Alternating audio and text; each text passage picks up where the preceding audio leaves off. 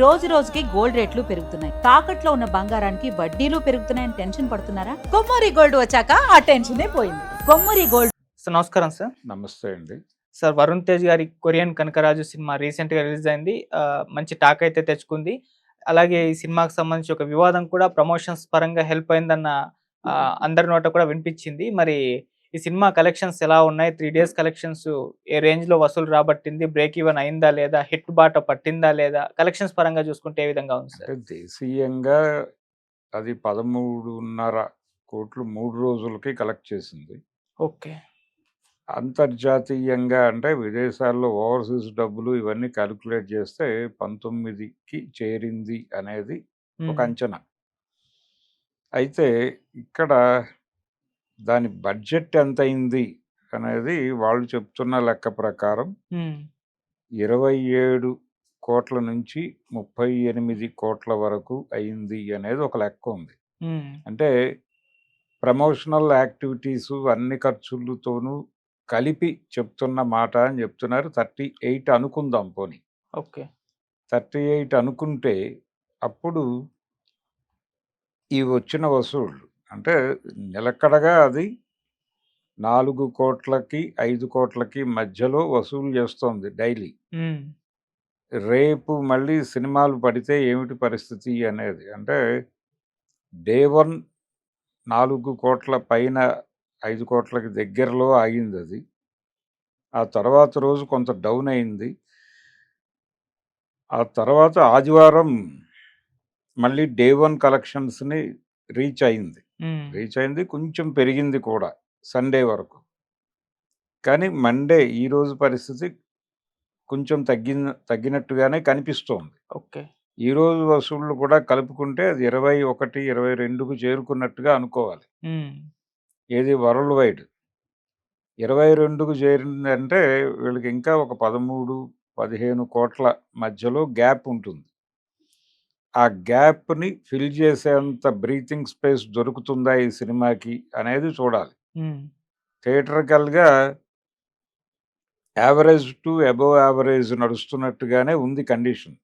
Okay. Block buster అనే పేరుతో పోస్టర్లు వచ్చేసినాయి కానీ ఇది అంటే ఓటీటీ డబ్బులు ఇవన్నీ క్యాలిక్యులేట్ చేసుకుంటే సినిమా దానికి పెట్టిన డబ్బులు వచ్చేస్తాయి. ప్రాఫిటబుల్ ప్రాజెక్ట్గా కూడా ఉండొచ్చు. ఓకే. అంటే ఇంకా ఓటీటీ రైట్స్ ఉన్నాయి, డిజిటల్ హక్కులు ఉన్నాయి, ఇంకా రకరకాలుగా ఏవో వ్యాపారం చేస్తారు దాని మీద. థియేటర్కల్గా ఇంకొంచెం బెటర్ రావచ్చు. ఇంకొక 3-4 రోజులు నడవచ్చు వీకెండ్ వరకు. 2, 3 మీద నడిచినా అది ఆ 27 దాటి 30 వరకు నడిచిన 31, 32 వరకు నడిచిన కొంతవరకు ఇక్కడ బయ్యర్స్తో ఇబ్బంది ఉండదు. అక్కడి నుంచి బయటపడితే మిగిలిన డబ్బులు అక్కడి నుంచి తెచ్చుకుంటే డెఫినెట్గా ఇది ప్రాఫిటబుల్ ప్రాజెక్ట్గా నిలబడే ఛాన్స్ అయితే ఉంది. ఓకే. ఇది గతంలో అనుభవాలతో పోలిస్తే బెటర్గానే అనిపిస్తోంది. అంటే మట్కా ఇలాంటి సినిమాలతో పోలిస్తే ఇది బెటరే. ఓకే. పర్టికులర్గా అంటే ఈ వివాదం వలన జనాలు థియేటర్లకు వెళ్తున్నారని నేను అనుకోను కానీ ఇది కూడా ఒక మార్కెటింగ్ స్ట్రాటజీలో భాగంగానే వాడారు. దానికి వచ్చేటువంటి ఇదేదో వచ్చింది, దాని క్రౌడ్ దానికి వచ్చి ఉంటుంది. కానీ కంటెంట్ ఇంకొంచెం బెటర్గా డిజైన్ చేసుకుని ఉంటే ఇది కనెక్ట్ అయ్యేది వెళ్ళేది. అంటే క్యారెక్టర్ని నమ్మాడు అతను, నమ్మి ఆ మేరకు మంచి పెర్ఫార్మెన్సే ఇచ్చాడు వరుణ్ తేజ్. అలాగే ప్రమోషన్ ఏరియాకి వస్తే నాగబాబు గారు కూడా ప్రమోట్ చేశాడు ఈ సినిమాని. ప్రమోట్ చేస్తూ తన పాత జబర్దస్త్ మిత్రులతో ఆయన కొన్ని వీడియోలు చేసి పుష్ చేశాడు. అలా రకరకాల ప్రయత్నాలు, ప్రయోగాలు. ఇక ఈ సినిమాని ఎట్టి పరిస్థితుల్లోనూ అంటే హిట్ మేకింగ్ ప్రోగ్రామ్ ఒకటి నడుస్తోంది ఈ మధ్య. సినిమా తీసిన తర్వాత అది హిట్టు అని గనక చెబితే ఏదో మేరకు ఫలితంగా అనిపిస్తోంది. ఓకే. ఈ హిట్ మేకింగ్ ప్రోగ్రామ్ కూడా దీని మీద ఇంప్లిమెంట్ చేశారు. ఓకే. దాని ప్రభావం కూడా కనిపించింది. రెండోది అదర్ సైడ్ నిజానికి పోటీగా నిలబడతాయి అనుకున్న సినిమాల్లో ఏవి అంత పెద్ద ఎఫెక్టివ్గా లేవు. ఒక DC ఒకటి బలంగా నడుస్తోంది. అవును. దేవదాసు, చంద్ర, ఈ చంద్రముఖి దేవదాసు చంద్రముఖిల కథ బాగానే మూవ్ అవుతోంది సినిమా. ఎనీ ప్రమోషన్ ఏమీ లేకుండా అది అలా సైలెంట్గా నడిచిపోతోంది.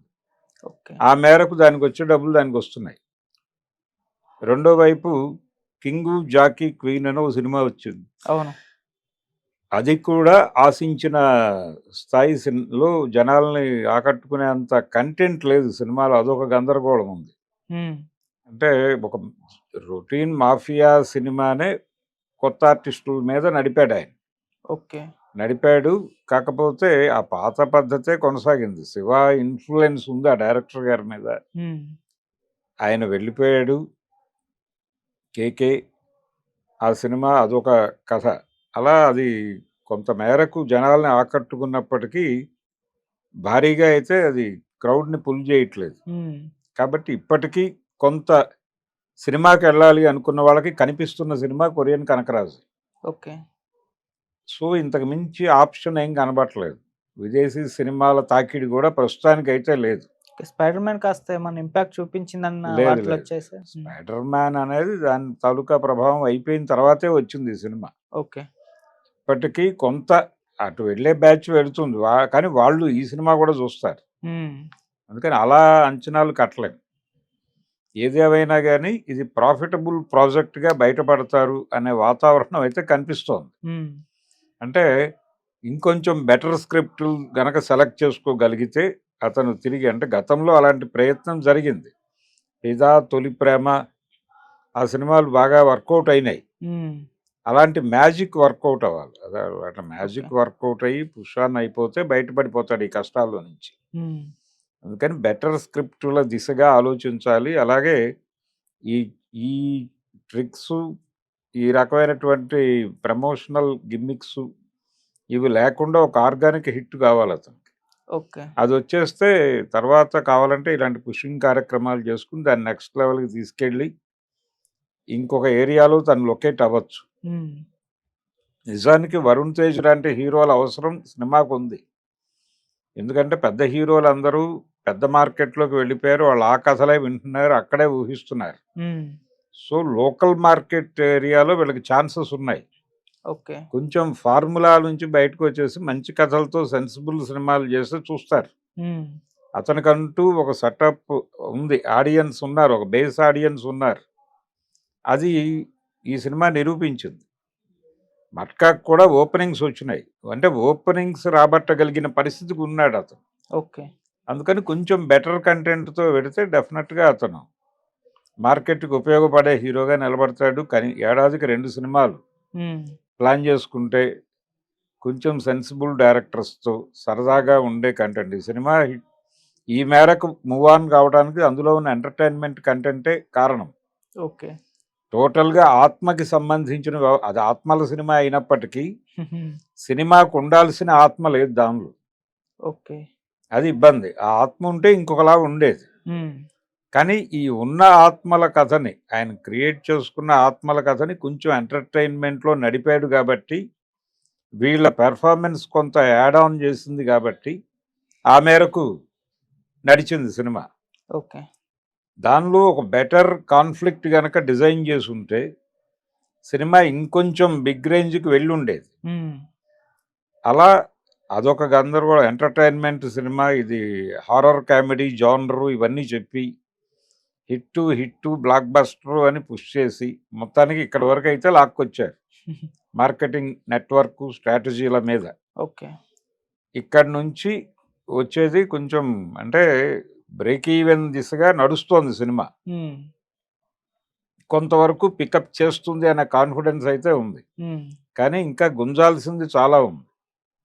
38 అనుకుంటే ఈ 22 నుంచి దాదాపు 14-15 కోట్ల పైన రాబట్టాలి.